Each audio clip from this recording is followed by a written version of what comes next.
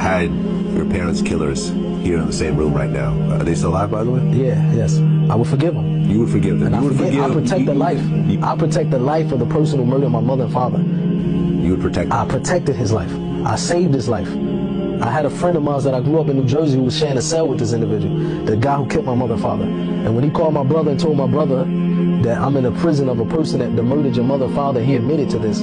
What do you want me to do? My brother, alhamdulillah, is Muslim now, but my brother then was a Muslim. He was a street dude, known in New Jersey, he was heavy into the streets. And my brother told me that the guy, a little friend of mine, that we grew up with, is in prison with the same dude that killed our mother and father. And I told him to handle his business. And I was explaining to my brother, you have to leave that alone. The guy that killed my mother and father, he's also an imam in prison. He's a Muslim now, So I happen to know someone who was a CO in that same prison, and I called. I'm not no snitch, but I'm saving the life of an individual, because as a Muslim, saving the life of an individual is there. You understand? I don't want the blood on my hand. And this is the individual that murdered my parents. And I said, when you tell this individual, it was a Muslim CO in the same prison in New Jersey, I said, tell this individual that I'm doing this for the sake of my religion, not because of him. You know what I mean? I really don't know him personally. I don't care about him personally, because my religion tells me to do this.